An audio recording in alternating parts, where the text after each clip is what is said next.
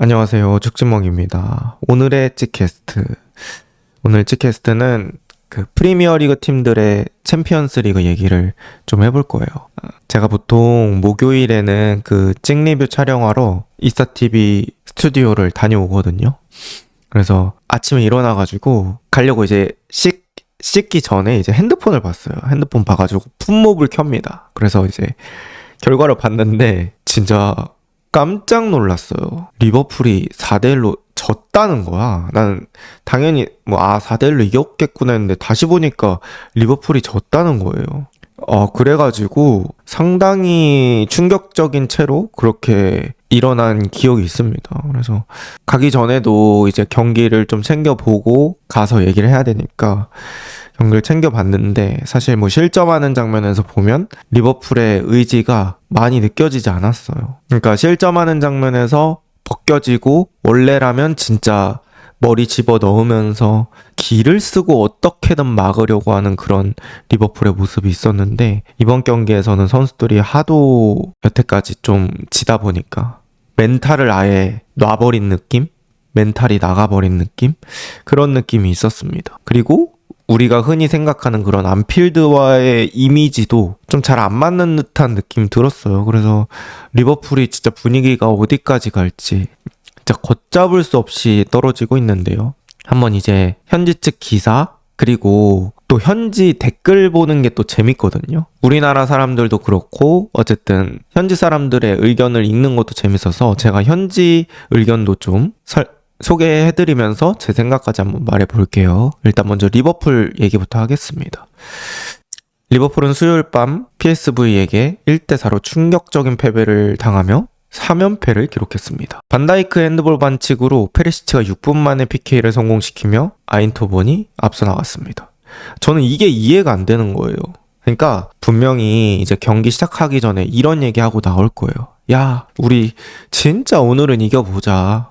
우리 지금까지 분위기 안 좋았지만 우리 승리로 좀 반전시켜보자. 이런 마음 가지고 나왔을 거예요. 그래서 이제 정상적으로 경기를 하려고 하는데 아니 우리 주장이 그런 핸드볼을 해? 아니 이거는 경기에 젤을 뿌리다 못해 찬물에다 얼음물까지 뿌려버린 거죠. 김이 너무 빠지는 그런 상황으로 게임을 시작하게 됐어요, 여러분. 약간 이런 거야. 여러분이 오늘은 진짜 면접에서 잘해보려고 구두부터 정장까지 싹 빌렸어. 그리고 머리도 미용실에서 하고 얼굴도 메이크업 딱 받고 갔는데 어떤 사람이 가다가 옷에 커피를 딱 흘려버린 거야.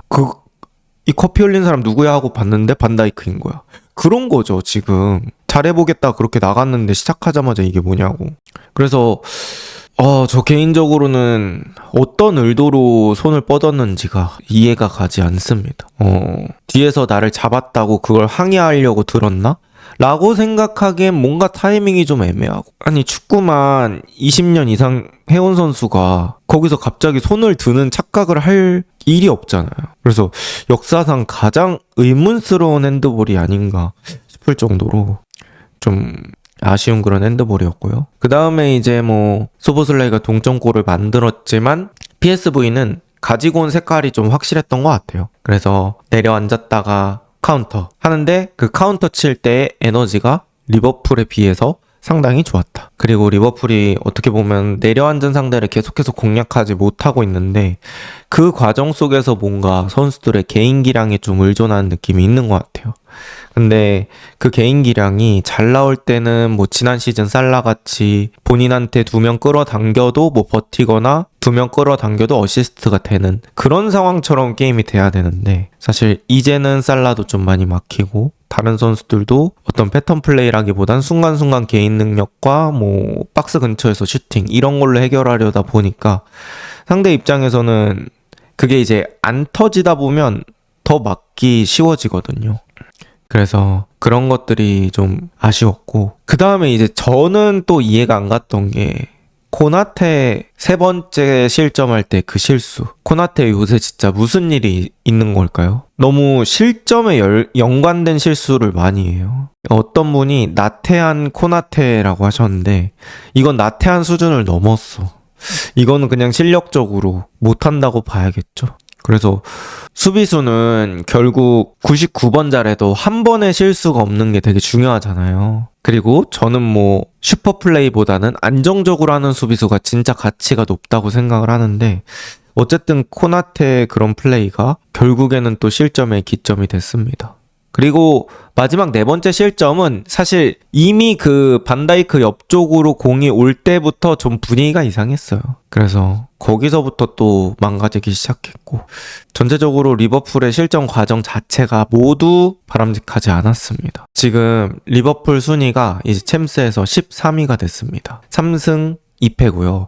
사실 리그 페이지 자체가 경기 수가 많지 않잖아요. 8경기? 8경기를 리그 형태로 하기 때문에 이 한 점 한 점이 매우 커요. 그러니까 지금 보시면 25등이 위니용 생질로아즈거든요. 여기가 승점 6점이에요. 근데 13등인 리버풀이 승점 9점. 그러니까 한 게임 차로 또 뒤집힐 수도 있는 거예요. 그러니까 25위랑 자리가 바뀔 수도 있는 거죠. 이런 거 보면 이게, 그러니까 챔스 개최하는 측에서 이걸 의도했던 것 같긴 해요. 그러니까 8경기 내내 긴장하면서 좀 멤버를 갖다 바쳐라, 풀mem을 넣어라, 이런 식의 구조를 만들어 놓은 것 같긴 한데, 어쨌든 지금 리버풀이 이런 식으로 가다가는 25위부터는 그냥 탈락이잖아요. 플레이오프도 못 가고. 그래서 그냥 조별 탈락을 할 수도 있는 그런 상황이 있기 때문에, 또 리버풀이 일정이 인테르, 마르세유 이렇게 남았거든요. 또 마르세유가 뉴캐슬을 이겼어요. 그래서 마르세유 절대 만만한 팀 아니고, 그런 상황이라 그렇게 좋지 않은 상황 속에서 챔스도 안 좋고 리그도 안 좋은 상황입니다. 이런 얘기를 합니다. 리버풀은 8위 안에 들어 플레이오프 진출을 피하려면 마지막 3경기에서 정신을 차려야 합니다. 모든 것을 스스로 결정한 리버풀은 여전히 본선 진출에 유리한 위치에 있지만 이 난국을 헤쳐나가 시즌을 구해야 한다는 압박감이 커지고 있습니다. 제가 생각했을 때는 한 번에 8강 안에 들어가는 건 저는 좀 쉽지 않을 것 같아요. 그래서 현실적으로는 플레이오프 진출이 확률이 가장 높지 않을까 싶고, 벌써 2패를 한 상황 속에서는 지난 시즌 리버풀이 1등 해봐서 알잖아요. 그래서 벌써 2패를 한 상황에서는 사실 리그 페이지에서 8강 안에 들어가는 게 쉽지 않다. 지금부터 다 이기면 모르겠다. 한 18점 정도면 모르겠습니다. 근데 쉽지 않죠, 다 이기는 것도. 그리고 이런 얘기가 나옵니다. 안필드는 요새라는 지위를 잃었는가? 그러니까 요새는 이제 약간 그런 표현이죠. 안필드에서는 절대 지지 않는다. 안필드는 공고한 성이다. 뭔가 이런 느낌이었는데, 리버풀의 위기가 점점 깊어지고 있고, 지금 이 난국을 벗어날 뚜렷한 방법이 없으며 이제는 안필드에서도 바퀴가 빠지기 시작했습니다. 뭐 이런 식으로 표현을 하네요. 바퀴가 빠지고 있다는 건 앞으로 나가기 또 쉽지 않겠죠. 그러니까 리버풀이 지금 기댈 곳이 없다는 게 되게 절망적인 상황인 것 같아요. 경기가 안 풀려도 우리 안방에서는 우리 강해, 원정만 어떻게 해결하면 돼, 이게 아니라 그냥 전체적으로 지금 리버풀이 축구가 잘 안 되고 있다 라는 생각입니다. 그리고 이제 뭐 세 번째 골, 네 번째 골 먹히고 나서 안필드에서 관중들이 빠져나가는 모습들, 이런 것들은 어떻게 보면 지금 상황에 약간 그 상징적인 장면이라고 봐야 되겠죠. 리버풀은 이제 1992년 이후 처음으로 이제 3경기 연속 3골 이상을 실점했습니다. 이 기록도 오래됐네요. 모든 대회를 통틀어 8패라는 끔찍한 성적을 기록했고 2경기 연속으로 관중들이 나가는 모습이 목격되었습니다. 경기가 끝나자 경기장 곳곳에 야유가 울려 퍼졌지만 남은 사람들은 또다시 당혹스러운 밤을 보낸 뒤 고통과 좌절 속에서도 응원의 노래를 불렀습니다. 제가 느꼈을 때는 이거는 사실 축구 실력 문제도 있는데 뭔가 팀 내에 정신적인 문제가 자리 잡고 있을 거라고 생각이 됩니다. 이거는 멘탈적인 문제가 저는 더 크다고 봐요. 여러분들도 당연히 아시겠지만 축구는 결국 사람이 하는 거거든요. 그리고 이 팀의 기세로 전술적인 거, 뭐 상대 감독이 맞춤 전술 준비한 거 사실 그냥 박살낼 수 있거든요. 이 팀이 기세만 좋다면. 근데 어떤 리버풀한테는 지금 기세가 없습니다. 잘 되는 팀은 약간 이런 식으로 플레이하거든요. 내가 실수해도 다른 애들이 와서 커버 쳐줘요. 왜냐? 그 팀은 11명 전체가 승리를 하려고 미쳐있기 때문에. 그리고 서로 실수해도 다른 사람이 치워주면서 뭔가 내 옆에 든든한 동료가 있구나 이런 걸 느껴요. 근데 안 되는 팀은 남 탓을 많이 합니다. 왜 여기서 패스 안 줘? 너 내가 나가라 그랬잖아. 너 왜 여기서 수비 위치 안 잡아? 나부터 잘하는 게 아니라 자꾸 남의 탓을 하게 되는 거죠. 그러면 이제 뭐 라커룸 분위기는 뭐 말 안 해도 알겠죠. 라커룸은 좀 조용해질 수 있고 약간 축구 다큐 같은 거 보잖아요. 실제 라커룸 찍는 거. 진팀 라커룸 보면은 여러분 소리가 안 나요. 그냥 축구화 푸는 소리, 짐 싸는 소리, 옷 벗는 소리, 옷 집어넣는 소리 이런 소리 들리고 감독이 와서 얘기해도 그렇게 큰 영향력이 없고 이거를 뭔가 바로잡을 기회가 필요하다고 생각을 하거든요. 근데 사실 쉽지 않아요. 그러니까 리버풀이 이걸 바로잡으려면 저는 좋게는 갈 수 없다고 생각합니다. 그 좋게 갈 수 있는 시기와 어떤 정도와 그런 것들은 넘어섰다고 생각하고 뭐 예를 들어 슬롯이 악역이 돼서 한번 진짜 엎어야 돼요. 근데 슬롯이 엎을 자격이 있는지는 모르겠습니다만 아니면 감독을 엎을 수도 있겠죠. 그래서 어떤 큰 출혈이 있어야 저는 이 사태가 해결이 되지 않을까 싶어요. 지금 일단 라이트백들이 부상으로 빠지게 되면서 계속해서 소보슬라이가 풀백을 보거나 뭐 커티스 존스가 풀백을 보게 되고 흐라벤베르는 지금 코나테가 못하다 보니까 내지는 리버풀이 계속 지다 보니까 후반전에 자꾸 센터백 땜빵을 들어가게 돼요. 저는 이게 멀쩡한 흐라벤베르의 폼까지 감소시킬 우려를 증가시킨다고 생각하거든요. 그러니까 잘하는 선수를 그 자리에 그대로 냅두고 나머지를 써서 보완하는 방법이 있고 내지는 그 잘하는 선수를 좀 희생시켜서 빵꾸를 최대한 줄이는 방법이 있는데 슬롯은 후자를 선택한 건데 저는 그 후자가 그렇게 좋아 보이지 않습니다. 지난 시즌에 사실 흩터백 몇 번 했었잖아요. 근데 그때는 결과가 나왔으니까 오케이. 근데 이번 시즌에는 흩터백 해도 결과 안 나오는 경기 많잖아요. 근데 지금 그것만 반복한다는 게 저는 문제라고 생각합니다. 정답일 수도 있죠. 하지만 반복을 계속하는 거는 저는 그렇게 긍정적이지 않다고 보거든요. 잘 됐을 때 반복하는 건 문제가 안 되는데 안 되는 걸 계속 똑같이 하는 거는 시간과 어떤 감정 소모도 있다고 생각을 해서 이 교체할 때 흐라벤베르의 그런 희생을 계속 시키는 게 맞는가 라는 생각이 좀 들더라고요. 슬롯은 무슨 말을 했나요? 그래서 그는 TNT 스포츠와의 인터뷰에서 이렇게 말했습니다. 감정이 매우 부정적이고 실망스럽습니다. 전반전까지는 아주 좋은 경기를 펼쳤습니다. 또 한 번의 실망스러운 상황에서도 우리는 경기에 나섰습니다. 2대1로 앞서 나갈 기회가 있었습니다. 글쎄요, 전반전에 좋은 경기를 펼쳤는지는 잘 모르겠습니다. 그리고 이제 추가적인 기사를 한번 읽어보도록 하겠습니다. 이제 이런 얘기를 합니다. 리버풀은 망가진 것 같습니다. 바닥을 쳤다고 생각하는 순간 그들은 바닥으로 추락하는 다른 방법을 찾아냅니다. 이는 일시적인 침체도 슬럼프도 아닙니다. 이것이 현실이며 매 경기가 지날수록 해결책은 점점 더 멀어지고 있습니다. 아르네 슬롯은 터치라인에서 팀이 무너지는 것을 지켜보았습니다. 또다시 노팅엄 포레스트에게 0대3으로 패한 지 5일 만에 PSV에게 1대4로 패했습니다. 리버풀이 모든 대회를 통틀어 3경기 연속 3골 이상을 실점한 것은 1992년 9월 이후로 처음입니다. PSV 서포터들은 경기 종료 10분 동안 노래를 열창했대요. 그리고 제가 알기로는 막 관중들 나갈 때 PSV 서포터들이 약간 잘 가세요, 우리나라로 치면은 잘 가세요 같은 그런 노래 같은 걸 불렀던 것 같아요. 그래서 여기가 안필드인지 네덜란드인지 그래서 분위기 자체도 리버풀이 너무 안 좋게 그렇게 됐고요. 2달 동안 12경기에서 9패를 기록하며 슬롯의 입지가 더 굳건해졌대. 굳건해졌다는 건 제가 봤을 때 안 좋은 쪽으로 굳건해졌다는 거겠죠. 그가 상황을 반전시킬 것이라는 지지자들의 믿음은 의심으로 바뀌었고 2번의 굴욕적인 패배 이후 그 믿음은 더욱 빠르게 사라지고 있습니다. 커티스 존스는 경기 이후 인터뷰에서 마침내 완벽한 표현을 떠올렸습니다. 우리는 지금 엉망진창이고 바뀌어야 합니다. 라고 그는 말했습니다. 뭐 이런 얘기가 있더라고요. 지난 시즌 맨체스터 시티가 흔들렸을 때 지난 시즌 맨시티도 한 이쯤에 안 좋았었던 걸로 전 기억하거든요. 한 연말 정도? 그때 안 좋았는데 사실 그때 나왔던 얘기는 리빌딩이 제대로 안 됐다잖아요. 그때 뭐 덕배도 사실 재기량 나오기 어려웠던 시기였고 균도안, 뭐 코바치치 여러 선수들이 이제 에너지가 부족한 느낌? 게다가 로드리가 지금 니코 곤잘레스가 성장하기 전, 그러니까 니코 곤잘레스는 겨울에 왔으니까 그때 되게 이제 중원의 공백감도 있었단 말이죠.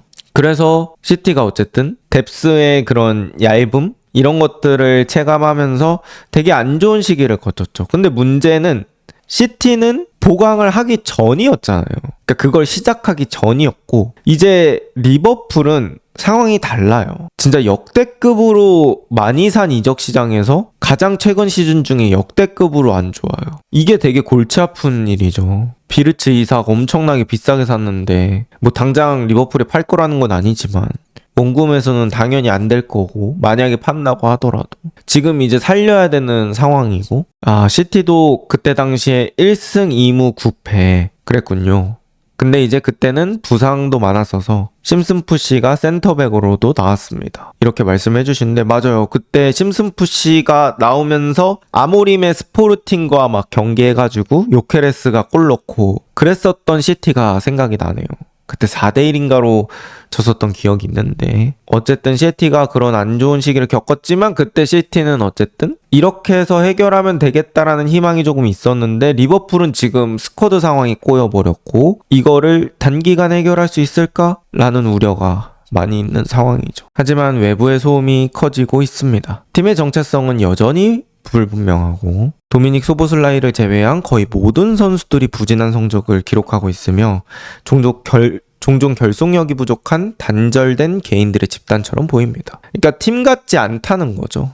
제가 이제 팀 같다고 생각하는 팀은 어쨌든 타인의 실수를 보듬어주고 그런 것들을 좀 같이 해결하고 이런 것들이 있어야 되는데 그런 것들이 리버풀에서는 요새는 잘 느껴지지 않습니다. 그리고 소보슬라이 제가 지금 리버풀에서 현재 열심히 뛴다고 생각하는 선수들 한번 말해볼게요. 1. 소보슬라이 2. 케르케즈 3. 키에사 4. 에키티케 한 이 정도? 모르겠다. 다른 선수들도 다 뛰긴 하는데 일단 소보슬라이는 열심히 뛰고요. 에키티케는 그나마 이제 공격진에서 과감하게 하는데 등이랑 허리 쪽이 부상이라고 하더라고요. 그 다음에 이제 케르케즈는 열심히는 뛰는 것 같아요. 근데 좀 비효율적으로 뛰는 느낌이 있고 키에사는 뭐 10분밖에 안 돼서 그런 걸 수도 있는데 그러니까 별로 플레이 타임이 적어서 쌩쌩한 걸 수도 있는데 어쨌든 나와서 어떤 의지가 있어 보이긴 합니다. 흐흐는 잘하는데 에너지 레벨이 예전만치는 못한 느낌이에요. 저는 개인적으로 흐라벤베르 센터백으로 계속 교체할 때 그렇게 바꾸는 거 그렇게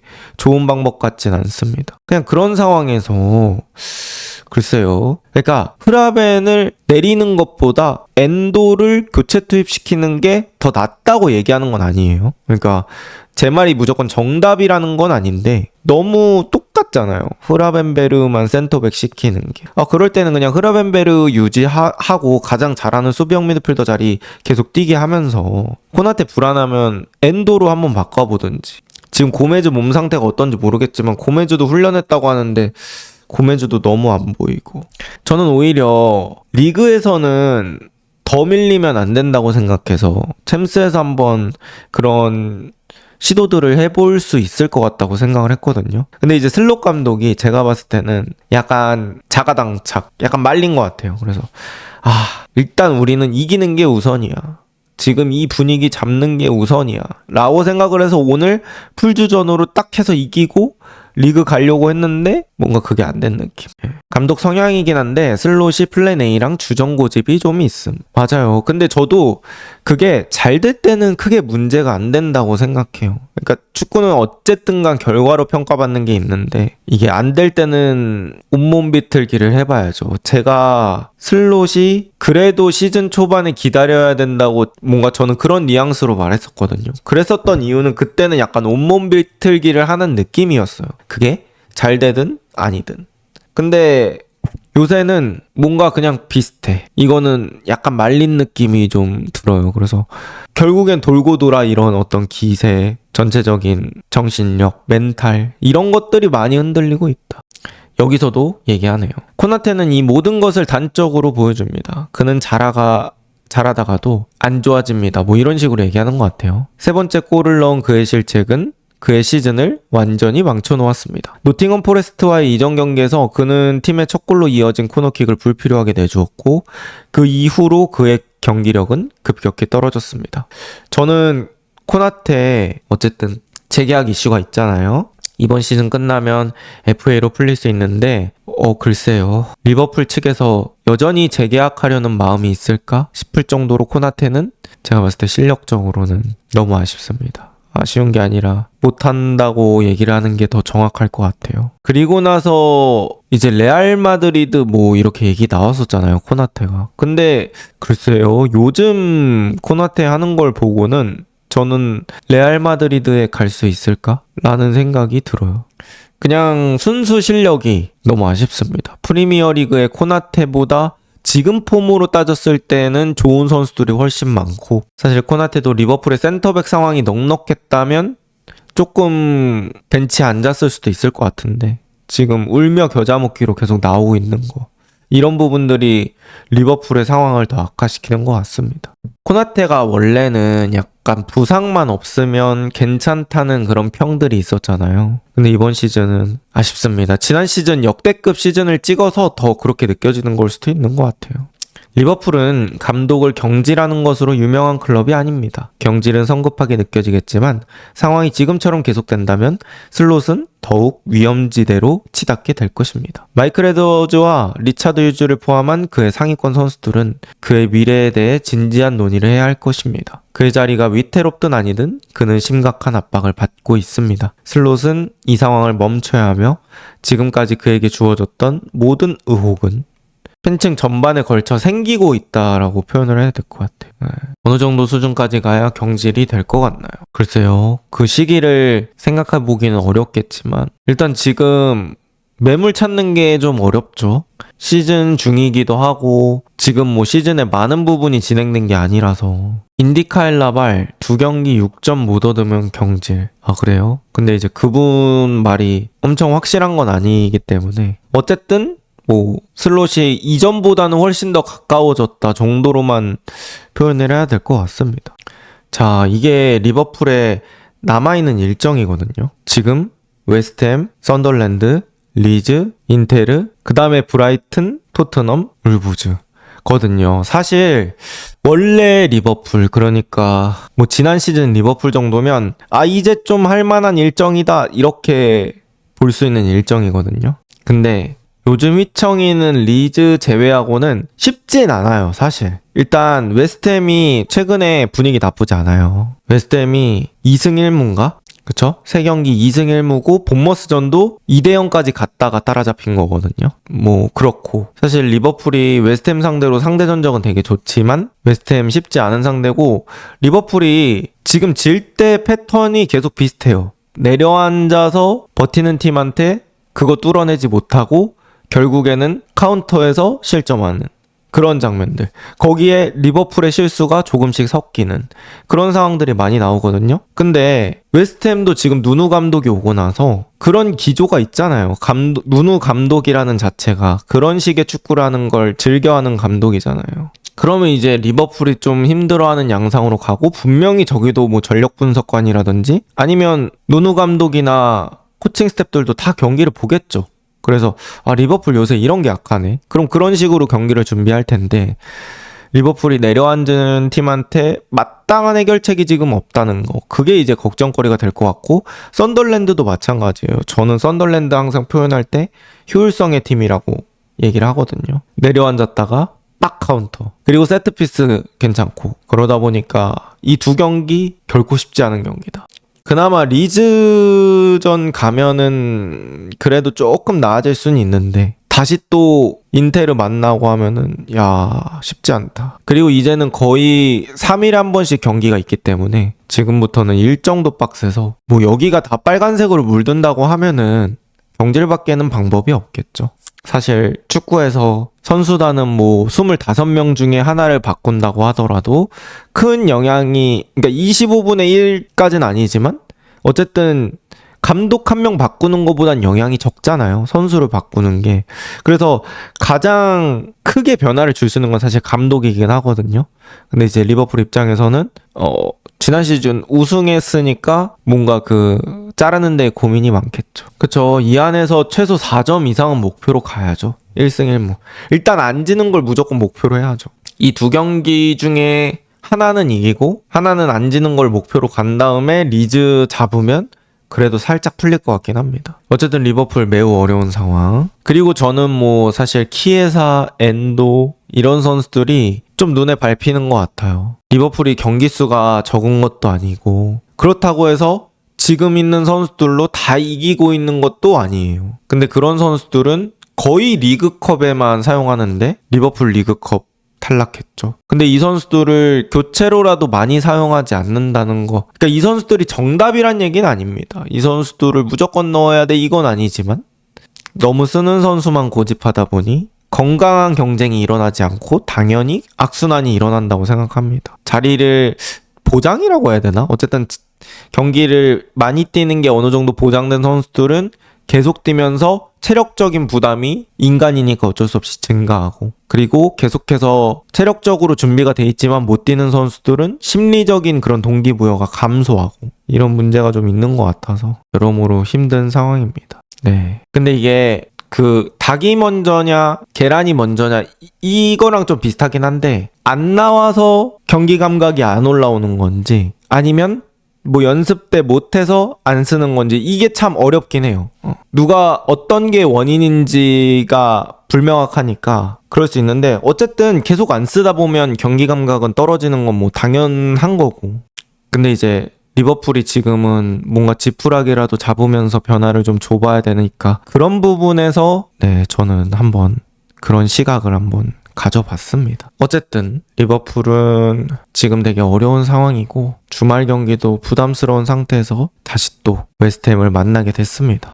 자, 이제 리버풀 얘기는 여기까지 하고요. 아스날 첼시 얘기를 좀 해보려고 해요. 일단 아스날이 바이에른 뮌헨 이겼는데 저는 이거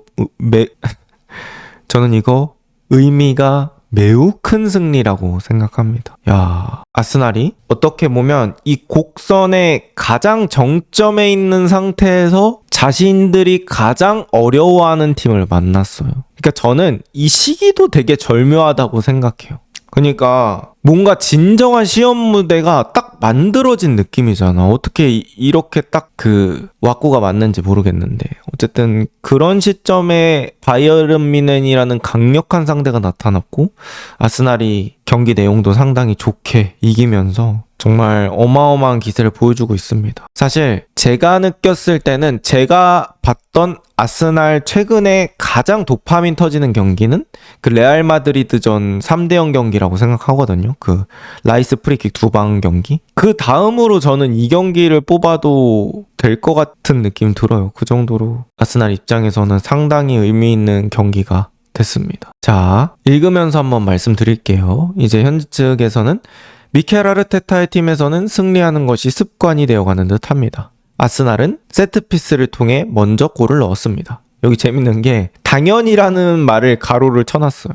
그러니까 아스날의 세트피스가 너무 좋다. 뭐 혹자들은 자유투라고 얘기하는데 어쨌든 그런 밈이 있을 정도로 요즘 아스날 세트피스의 폼이 좋고 사카 이번 시즌 첫 어시스트래요.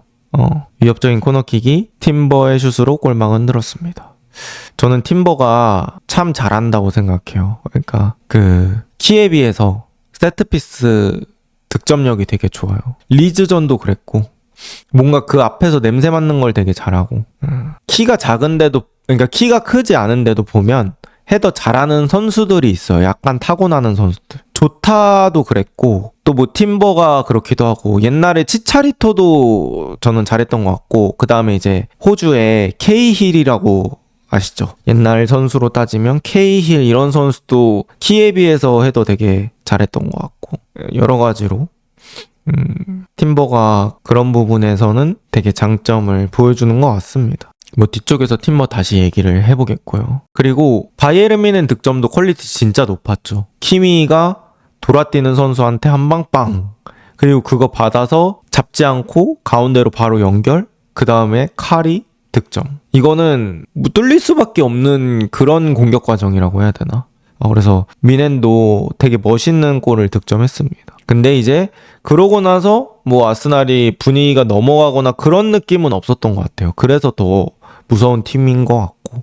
와, 사실 아스날이 바이에른 뮌헨이랑 둘이 4전 전승팀이었거든요. 그래서 대장전이었는데 아스날이 이기면서 아스날은 5승이 됐습니다. 바이에른 뮌헨은 4승 1패. 뭐 이 두 팀이 진짜 경쟁하는 그런 느낌은 아니겠지만 이 순위를 따지는데 뭐 리그 우승 따지는 게 아니기 때문에 그렇긴 한데 뭐 6점짜리 경기라고 하면 6점짜리 경기겠죠. 여기서 어쨌든 아스날이 승리하면서 아스날 5전 전승. 아주 순조로운 리그 페이지를 보내고 있습니다. 이 결과는 아스날에게 무엇을 의미할까? 아스날이 이 강렬한 에너지에 대한 갈망을 얼마나 오래 유지할 수 있을지 누가 알았겠습니까? 이번 시즌 이 팀을 관통하는 집단적 의지는 분명 강력합니다. 약간 팀에 대해서 얘기하는 것 같죠? 그들은 스포츠계에서 마치 바람에 돛이 펄럭이는 특별한 영역에 있으며 영원히 흘러갈 것처럼 느껴집니다. 너무 비유적인 표현이라서 어쨌든 하지만 그건 불가능합니다. 하지만 이 상태를 오래 유지시킬 수 있는 자신감은 더 커지고 그들이 갈망하는 보상을 받을 가능성도 커집니다. 뭐 이런 식으로 얘기를 하네요. 어쨌든 뭐 분위기가 좋다 이렇게 얘기를 하는 것 같습니다. 하지만 아르테타 감독은 팀이 승리의 기계가 되길 원합니다. 그는 팀이 적절한 순간에 주도권을 잡고 어떤 방식으로든 결과를 얻어낼 것을 요구합니다. 이 아스날이 어쨌든 세트피스라는 분야를 파놓은 게 정말 잘한 것 같아요. 그러니까 이 세트피스라는 걸 한번 깊게 파놓으니까 그냥 쓸 데가 정말 많아요. 그리고 저는 뭐 가장 다양한 패턴을 보여주고 있는 팀이 아스날이 아닐까 싶을 정도로 세트피스의 역할이 너무 좋은 것 같습니다. 그 다음 이번 경기 뭐 마두에케, 마르티넬리 교체로 투입된 선수들 너무 잘했고 저는 그 마두에케가 좀 놀랐어요. 아니 첼시 때보다 더 성숙해진 느낌이 있어요. 더 잘해지고 플레이 할 때 공도 잘 안 잃고 스피드도 조금 더 빨라진 것 같고 뭔가 몸이 좀 탄력이 잘 붙어있고 쫀쫀한 느낌이 좀 있습니다. 그리고 오늘 공중볼 따는 것도 보니까 엉덩이 이제 뒤로 빼놓고 잘 잡더라고. 저도 처음에 갈 때는 쟤를 왜 1,000억이나 주고 영입해지 했는데 생각보다 잘해주더라고요. 제가 그랬어요. 제가 영상을 약간 그런 뉘앙스로 찍었습니다. 죄송합니다. 근데 저도 요새 진짜 놀라고 있어요. 그러니까 부상 전에도 마두에케가 되게 잘하고 부상을 당했고 다시 돌아와서도 여전히 폼이 유지가 되고 있어서 마두에케 놀랐고 마르티넬리는 교체로 쓰니까 더 잘하는 것 같아요. 그러니까 철밥통이 아닐 때 뭔가 그 시간에 되게 집중을 잘하고 사실 마르티넬리 터치가 완벽하진 않았죠. 약간 치골 쪽에 나왔다고 해야 되나? 어디라고 해야 돼? 옆구리? 허리? 그래가지고 했는데 속도가 미쳤어. 그래서 그 속도로 잡은 다음에 마무리. 저는 사실 거기서 왼발로 찰 수도 있다고 생각했거든요. 근데 왼발로 찼으면 몰랐을 것 같아요. 그러니까 그게 마르티넬리가 오른발잡이니까 오른발로 슈팅하는 게 더 편하긴 하잖아요. 근데 오른발로 찰 때 수비가 오른쪽에서 달려오고 있었거든요. 그래서 이제 좀 안전빵으로 차려면 왼발 쪽에다 갖다 놓고 이제 왼발로 마무리하는데 거리가 멀고 약발이면 사실 왼발로 마무리하는 게 좀 부담이 되잖아요. 그래서 마르티넬리가 이거 왼발로 차려나 오른발로 차려나 봤는데 그냥 공 몰고 가는 속도가 너무 빨라서 오른발로 차도 뒤에 따라오는 수비 발에 안 걸렸던 것 같습니다. 그러니까 뭔가 몸이 해결해주는 남자 같아. 축구력은 살짝 부족해도 어떤 타고난 그런 신체 능력이 있어서 몸으로 잘 해결했던 그런 남자. 사실 제대로 된 터치가 있었다면 글쎄 노이어의 커팅이 있었을 수도 있었고 좋았습니다. 그리고 제가 개인적으로 놀랐던 부분은 아스날이 뒤에서 풀어나오는 게 너무 좋아요. 너무 예술이에요. 바이에른 뮌헨 전방 압박하면은 유럽에서 저는 거의 세 손가락 안에 든다고 생각하거든요. 그 정도로 퀄리티 좋고 빈도도 많고 워낙 선수들이 그거에 익숙해져 있기 때문에 되게 잘한다고 생각을 해요. 근데 아스날이 그 전방 압박을 상대하는 그런 대응법? 이게 너무 세련되고 보기에도 예쁘다고 해야 되나? 그래 좋았습니다. 예를 들면 수비 맨디 혹은 라이스가 아래쪽으로 내려오면서 라볼피아나처럼 센터백 사이에 끼더라고요. 그리고 그 앞에 메리노랑 에제가 좌잘라 우잘라처럼 서요. 저는 이 메리노 우잘라로 아이디어 낸 사람이 되게 똑똑하다고 생각하는 게 에제가 오른쪽 공밀 때 안 좋았다는 거를 알고 있는 것 같아요. 그래서 어떻게 에제를 조금 왼쪽에 갖다 놓지? 라고 고민을 하다가 그러면 메리노를 오른쪽으로 내려오라고 하면 되겠네. 그러니까 이 아이디어가 되게 저는 좋았다고 생각을 하고 그렇게 되면서 메리노, 에제 둘 다 역발 미드필더가 되죠.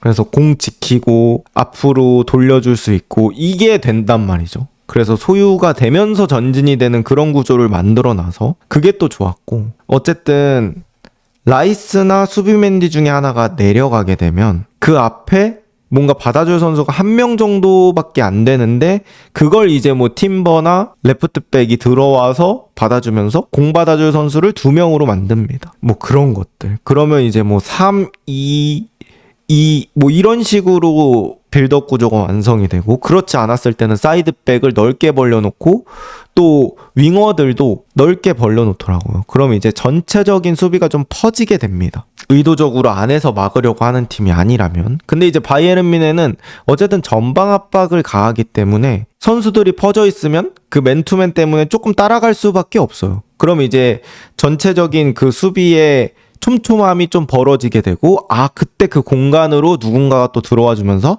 아스날이 그 벌어진 공간을 이용하게 만드는 그러니까 어쨌든 그 후방 빌드업의 그런 체계가 저는 되게 세련되다고 느껴졌어요. 그러니까 예를 들어서 한 팀은 좀 고정된 후방 빌드업 체계를 쓸 때가 많거든요. 뭐 풀백을 좁혀 쓴다고 하더라도 3-2, 3-1 이런 고정된 형태로 가는 게 많은데 아스날은 그게 되게 자유로웠다고 해야 되나? 그리고 여러분들 메리노가 내려오는 게 상대 센터백한테는 엄청난 딜레마가 돼요. 왜냐면 메리노가 내려오잖아요. 메리노 스트라이커인데 내려오게 됩니다.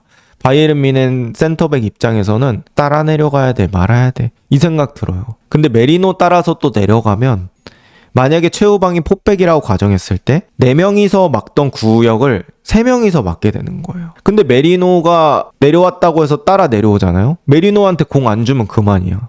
딴 데로 뚫으면 돼. 그렇다고 메리노를 그냥 내버려 두자니 중원에서 바이에른 뮌헨 선수들이 숫자 싸움에서 밀려버리죠. 그러니까 이게 딜레마를 만드는 과정이고 그리고 어쨌든 간 그런 게 의미가 있으려면 사실 메리노가 내려왔을 때 결과를 내줘야 되거든요. 내려와서 전환 때리고 이런 것들이 성공을 해줘야 되는데 요새 메리노의 미드필더력이 좋아졌어요. 참 웃기죠? 아니 미드필더인 사람한테 미드필더력이 올라갔다니. 그래서 어쨌든 메리노가 그런 것들이 또 올라가주면서 전체적으로 좋은 퀄리티를 뽑아내주고 있다. 그래서 아스날이 그런 것들이 다 맞아 떨어지는 것 같아요. 그리고 이제 웨데고르도 경기장 후반에 나왔고 요케레스, 제주스, 뭐 하베르츠 이런 선수들도 복귀가 임박했다고 합니다. 근데 저는 지금 정도의 메리노의 폼이라면 글쎄요. 저 공격수들을 무리해서 복귀시킬 필요는 없는 것 같아요. 저 선수들이 몸이 너무 좋아. 그래서 무조건 넣어야 돼 라는 상황이 아니면 부상 방지할 겸 뭐 지금 체계를 유지해도 나쁘지 않을 것 같다 라는 생각이 있습니다. 그리고 뭐 영상에서도 설명드렸지만 팀버는 그냥 물건입니다. 이번 시즌 볼 처리하는 게 진짜 예술이에요. 그냥 뭐 탈압박 들어와도 가랑이 사이에다 주고 그런 걸 봤거든요. 제가 팀버 할 때 그런 게 다 의도된 거란 말이죠. 그런 거 보면은 야 똑똑하다. 그리고 그나블이 등진 상태로 앞으로 쑥 도는 거 이런 것들 보면은 사실 진짜 막기 어려운 건 개인 능력이거든요. 뭐 전술적인 거는 감독이 전체적인 판을 보고 대처를 한다고 치는데 개인 능력은 뭐 그런 것까지 다 세세하게 신경 쓰기가 되게 어렵잖아요. 근데 그런 하나하나 상황에서 갑자기 개인 능력으로 1대1을 이겨버리면 거기서 숫자 차이가 나버리기 때문에 무서운 건데 팀버가 그런 것들을 또 보여줬다는 거. 그리고 저는 또 디테일을 봤던 게 라야가 롱킥 찰 때도 메리노가 아예 사이드에 가 있어요. 그러니까 가운데다가 롱킥을 때리면 사실 떨어져도 우리 볼이 되지 않을 수도 있어요. 근데 사이드에다 롱킥을 때리면 거기서 내가 공을 잃더라도 상대 스로인이야. 그러니까 역습당할 일이 많아지지 않는다는 거죠. 그래봤자 나가서 또 정비할 시간이 있어요. 그래서 사이드로 때려놓고 메리노가 그걸 안으로 돌리는 그런 과정이 있더라고요. 롱볼 볼 때.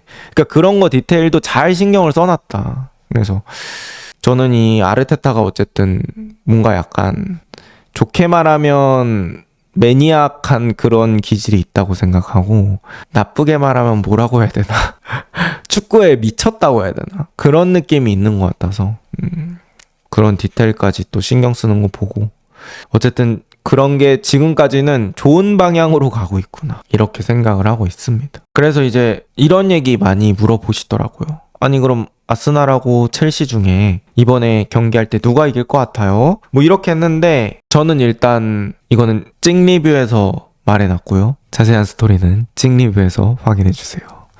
네, 별로 궁금하지 않으실 수도 있는데 저는 근데 뭐 전체적인 경향성은 어쨌든 저는 골키퍼가 되게 중요한 게임이 될 거라고 생각합니다. 왜냐면 양팀 다 압박이 저는 괜찮다고 생각해요. 앞쪽에서 하는 압박. 그러면 필연적으로 이제 골키퍼가 롱킥을 차야 되는 그런 타이밍이 나옵니다. 근데 라야도 발밑 좋은 편이죠. 그 다음에 산체스 요새 발밑 저는 상당히 마음에 들거든요. 그래서 이 두 선수가 펼치는 그런 롱킥 대결, 패스 대결 이게 되게 흥미진진해질 것 같고 중요한 포인트가 될 수 있을 것 같고 또 산체스가 토트넘전에서 세트피스 기가 막히게 막았거든요. 그래서 그런 산체스의 능력이 아스날전에서도 나올 수 있을지 요게 또 포인트가 될 것 같아요. 그래서 그런 부분들 얘기할 수 있을 것 같고 그리고 리그에서 풀백 최강을 뭔가 가리는 경기가 될 수도 있고 또 수비형 미드필더 최강을 가리는 뭐 라이스가 짱이냐 카이세도가 짱이냐 리스 제임스가 짱이냐 팀버가 짱이냐 쿠쿠레아가 짱이냐 칼라피오리가 짱이냐 뭐 이런 것들을 가릴 수 있는 포인트도 되고 마침 또 두 팀이 레바민 중에 하나씩을 이겼잖아요. 저는 그래서도 약간 왕중왕전 같은 느낌이 있는 것 같아요. 이번 첼아전 진짜 엄청 기대가 많이 됩니다. 그 다음에 이제 첼시 얘기 좀 해볼게요. 첼시는 이스테방 잘합니다. 저는 다른 것보다 어떤 축구 선수를 보면 딱이라고 해야 될까요? 그러니까 어려도 주눅 안 들고 뭐 형들이랑 같이 축구해도 내가 개인 능력이 있고 자신감이 있으면 그 몰아붙이는 선수들이 있어요. 지난 시즌에 야말이 그랬던 거고 뭐 이스테방도 그런 느낌의 선수인 것 같아서 저는 약간 그 깜이라고 생각을 합니다. 그리고 이 깜인지를 또 증명할 경기가 아스날전 칼라피오리가 아마 선발이겠죠? 칼라피오리를 또 이스테방이 이겨낼 수 있을까? 이게 또 재밌는 포인트가 될 것 같아요. 그리고 이스테방이 넣었던 그 득점이 상징성이 진짜 엄청나죠, 여러분들. 두 명 사이에서 그걸 뚫어가지고 골키퍼 머리 위로 임팩트가 너무 커서 그래서 그런 것들이 또 첼시에게는 되게 기대를 하게 만드는 포인트라고 생각합니다. 그리고 이제 그때 득점 장면에서 산토스가 커팅하는 것도 좋았고요. 근데 뭐 사실 이스테방이 좋은 모습 보여주긴 했지만 뭐 아직 야마를 넘었다 이거는 근데 이제 뭐 첼시 팬분들도 그냥 농으로 하시는 것 같고 조금 더 이제 뭐 그런 좋은 모습들이 누적이 되고 그렇게 된다고 하면 뭐 진짜 둘이 진지하게 논의를 해볼 수도 있겠죠. 어쨌든 이번 게임은 이스테방이 이겼으니까. 근데 심상치 않다. 맞아요. 심상치 않아요.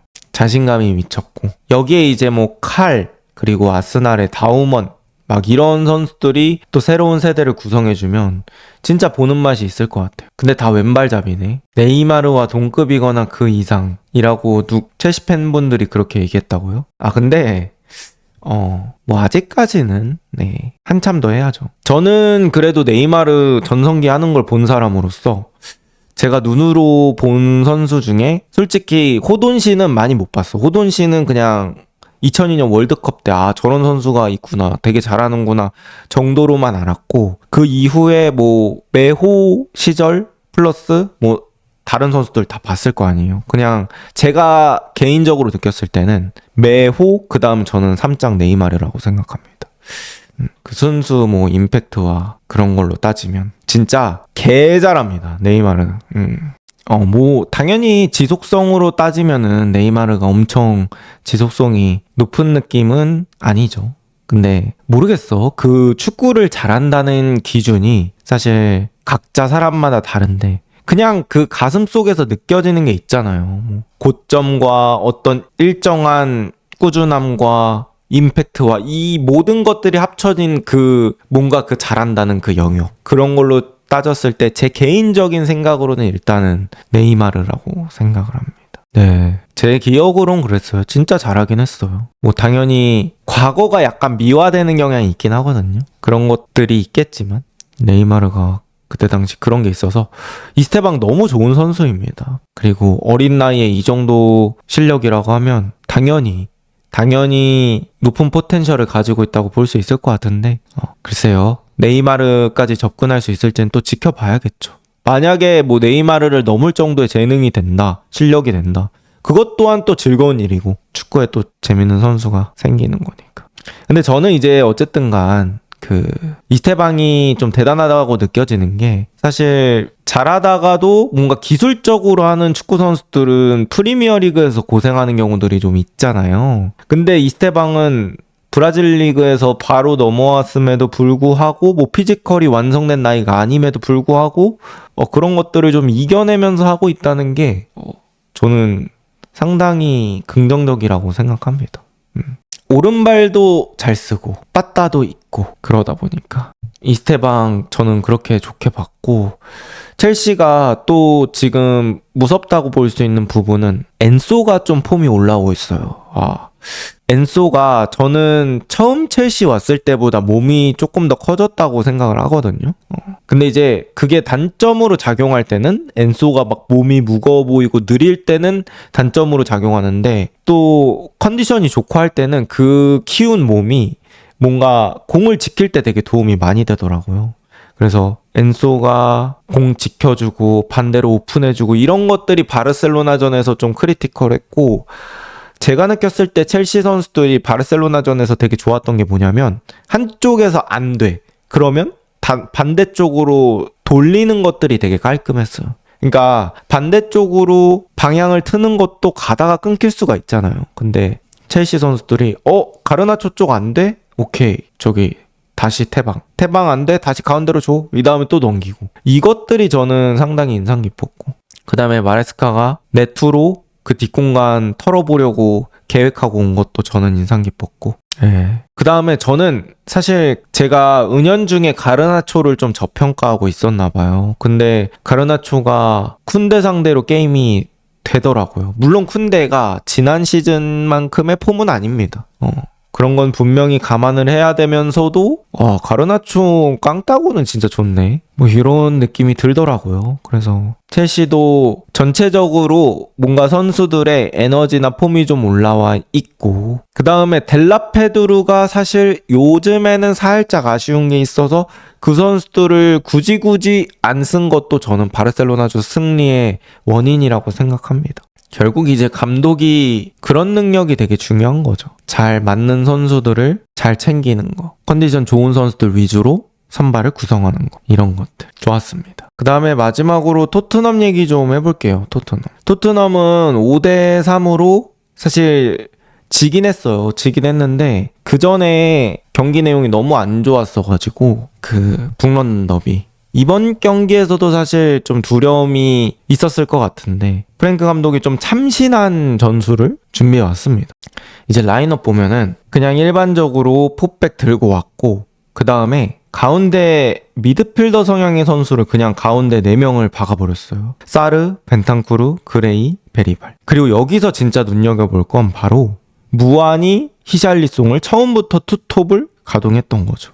이걸 왜 썼냐? 비카리오 롱킥 해가지고 히샬리송 혼자 받기에는 벅차다고 판단을 한 것 같아요. 그래서 이렇게 계속 롱킥만 하면 끊기니까 그냥 출구를 2개로 만들어보자 라고 아이디어를 가져왔고, 저는 이 아이디어가 어느 정도 성공했다고 봅니다. 그리고 이제 여기서 떨어지는 거를 이 선수들 다 가운데 쪽에 많이 개입시켜서 가운데서 좀 싸워보자 라고 생각을 했던 것 같아요. 프랭크 감독이 인터뷰에서 그런 얘기 했더라고요. 북런던 더비에서 경합을 36번인가 졌대요, 토트넘이. 그래서 그거에 본인이 되게 충격을 받았고, 어떻게 보면 우리가 그거를 좀 도전적으로 안 싸웠던 게 아쉬웠다, 그렇게 얘기를 했대요. 그래서 그런 북런던 더비에서 느껴졌던 약점을 뭔가 이 경기에서 한번 극복해 보려고 했던 것 같아요. 그래서 사실 경기 결과는 뭐 토트넘 팬분들도 그렇고 파리 홈이기도 하고 지금 토트넘 분위기가 그렇게 좋지 않기 때문에 파리한테 질 수도 있겠다라고 생각을 했는데, 오케이, 지는 건 지는 건데 그럼 그 안에서 내용을 어떻게 뽑아줄 거지를 기대하셨을 거잖아요. 근데 어쨌든 이 경기에서는 어느 정도 그 토트넘 팬분들이 보고 싶어하는 장면들은 몇 개 나왔던 것 같아요. 그리고 그레이가 이제 부상으로 많이 못 뛰고 하면서 그레이를 좀 궁금해 하시는 분들이 있었거든요. 근데 그레이가 나쁘지 않았습니다. 그리고 그레이가 뭐 미드필더지만 저는 아예 수비형 미드필더 같진 않아요. 이 선수가 사실 3선에서 뭐 안정적으로 볼 돌리는 걸 더 재능 있어 한다기보다는 저는 약간 박스 투 박스처럼 플레이하는 게 조금 더 이 선수의 활용도가 높아지는 방법이라고 생각하거든요. 그래서 그레이가 이제 토트넘이 첫 골 넣을 때가 과정이 진짜 예뻤는데, 베리발이 빠져나가고 이제 뒷발로 탁탁 패스해서 그레이가 반대쪽에 크로스를 올립니다. 근데 그게 왼발 크로스였어요. 뭔가 그거 크로스 올린 게 스펜스였으면 제가 봤을 때 무안이 머리로 안 갔거든요. 근데 그레이는 양발을 확실히 좀 잘 쓰더라고요. 그래서 왼발 크로스 올렸고 무안이의 헤더로 연결, 히샬리송의 마무리. 이게 어떻게 보면 감독의 의도가 완전히 녹아있는 득점이잖아요. 트윈타워 성공시켰고, 뭐 베리발, 그레이, 이 중앙 미드필더 성향의 미드필더들을 가운데 배치하면서 박스에 누구라도 간헐적으로 내지는 불규칙적으로 들어갈 수 있게 만들어둔 그런 의도죠. 그런 게 다 맞아떨어져서 들어간 득점이기 때문에 뭐 코칭 스태프 입장에서는 되게 기쁜 득점이 될 수 있을 것 같고, 그런 부분에서 약간은 또 희망을 보실 수 있는 경기가 아니었나 싶어요. 근데 로메로의 실수가 저는 좀 뼈아팠다고 생각합니다.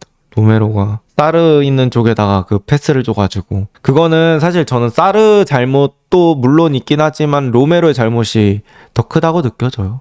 사르는 뒤쪽에 시야가 온전히 확보된 상황은 아니고 시야가 열려있는 선수가 판단을 잘해줘야 되는데 그런 것들이 좀 안 됐던 것 같고, 일단은 쿠두스가 거의 쉬었거든요. 후반에 잠깐 나왔는데 모르겠습니다. 지금 이 체제가 어느 정도 먹혔기 때문에 풀럼전에서도 이 체제로 갈지 아니면 쿠두스를 투입할지, 요거는 좀 생각해 봐야 될 문제라고 생각. 근데 어쨌든 간 이 변화 자체는 나쁘지 않았다. 안 되는 상황에서 이렇게 뭐라도 해보려는 게 중요한 것 같아요.